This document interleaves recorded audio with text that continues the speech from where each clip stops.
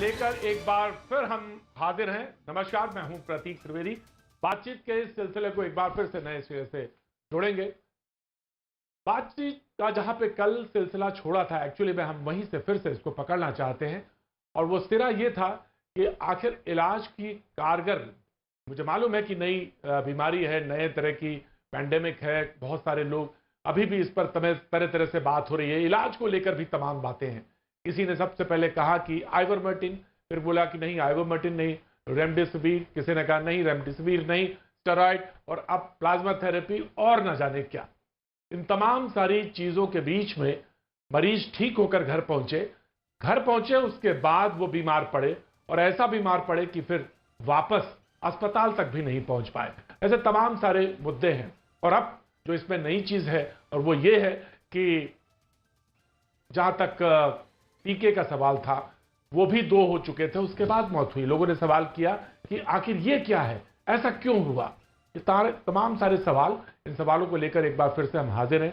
हमारे साथ डॉक्टर्स के पैनल है, उसके बाद कुछ मेहमान जुड़ेंगे जिनसे हम आपका तारुफ कराते जाएंगे। जो आज हमारे साथ मेहमान जुड़ रहे हैं, मैं उनसे तारुफ करा दूं।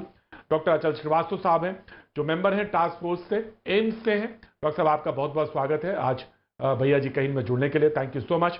डॉक्टर रवि गोडसे एक बार फिर से हमारे साथ अमेरिका से जुड़ रहे हैं, thank you so much doctor साहब, thank you so much.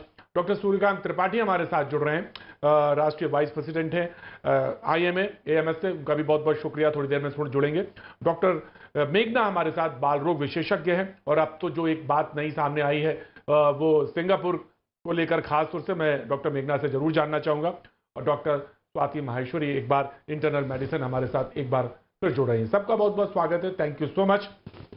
Doctor अचल श्रीवास्तव, एक चीज बार बार कही गई और अभी तो लेटेस्ट ये कहा गया, और हमने अपने प्रोग्राम में ये कहा कि प्लाज्मा थेरेपी के लिए आप लोग आए, प्लाज्मा डोनेशन के लिए आप आगे आए, एक मुहिम चलाई जानी चाहिए, और तमाम सारे अस्पताल, तमाम सारे डॉक्टर्स ने कहा।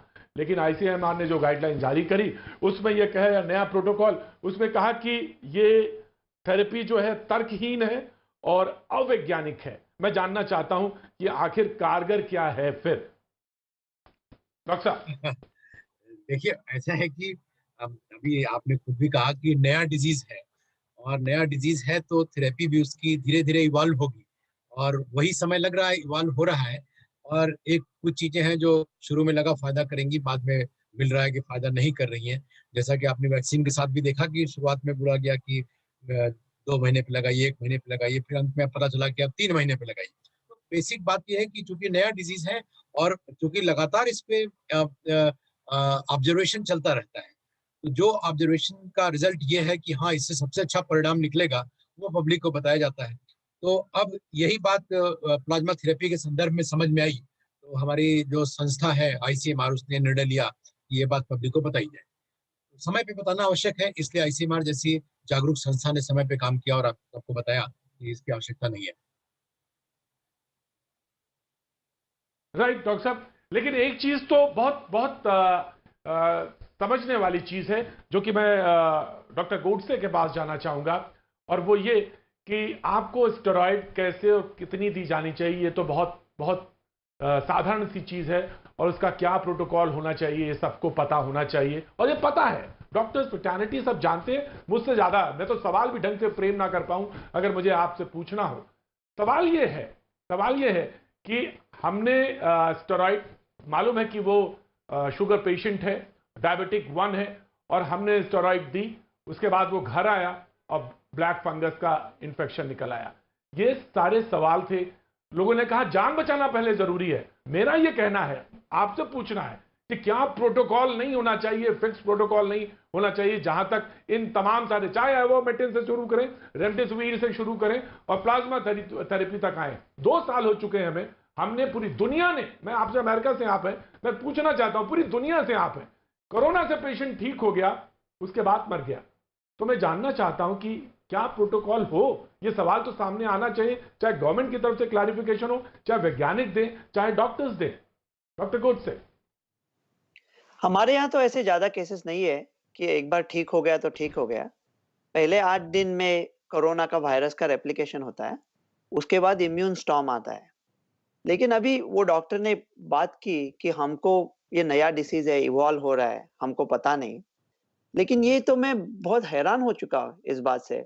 वो कह रहे थे कि पहले लग रहा था कि 1 महीने का गैप रखना चाहिए, फासला रखना चाहिए कोविशील्ड के 2 डोसेस में। लेकिन वो जनवरी में ही पता था कि 1 महीने का फासला गलत है।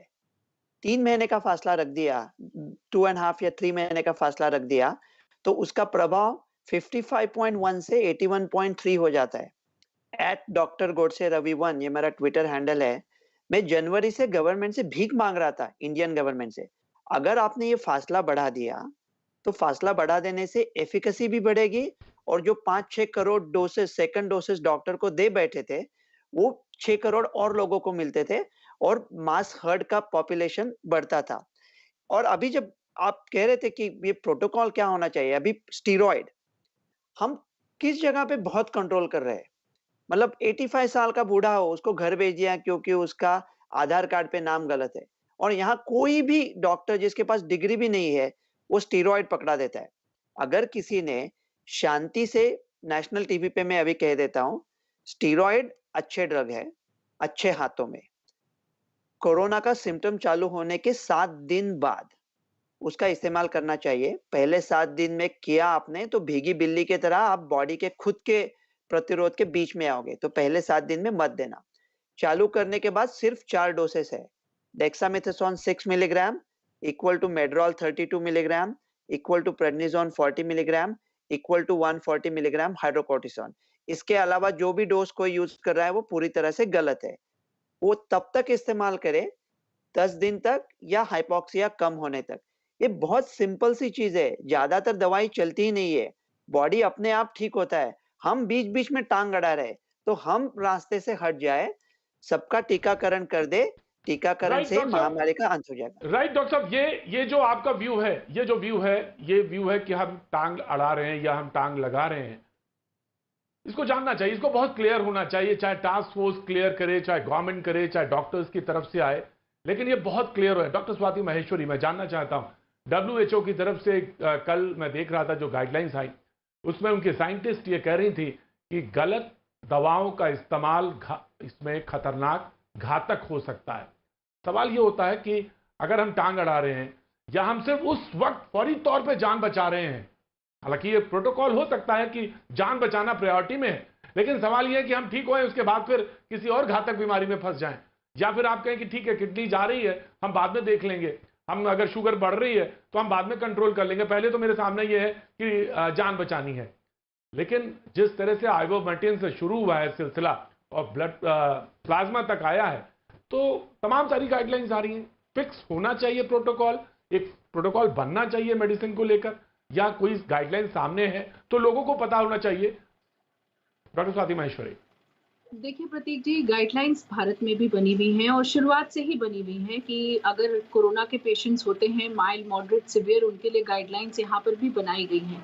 बात बस ये है कि जो गाइडलाइंस बनाई गई हैं उनमें संशोधन जो है वो जल्दी जल्दी होना चाहिए, क्योंकि जो डेटा हमारे भारत से निकल कर आ रहा है, और ये एक ऐसी महामारी है जिसपे पूरे विश्व में इस वक्त रिसर्च हो रही है, तो कहीं अमेरिका में, यूरोप में, भारत में, ऑस्ट्रेलिया, हर कोई देश ऐसा नहीं है जहां इस वक्त इसके ऊपर रिसर्च ना हो रही हो। तो वहां से जो डेटा हमें आता है और जो हमारा अपना डेटा है, मुझे लग रहा है कि उसका जो हमें कोरिलेशन है वो बहुत जल्दी जल्दी करके हमें भी जो हमारी गाइडलाइंस हैं उनमें चेंजेस लाने की जरूरत जरूर है, ताकि हम समय से उन स्टेप्स को ले सकें और बहुत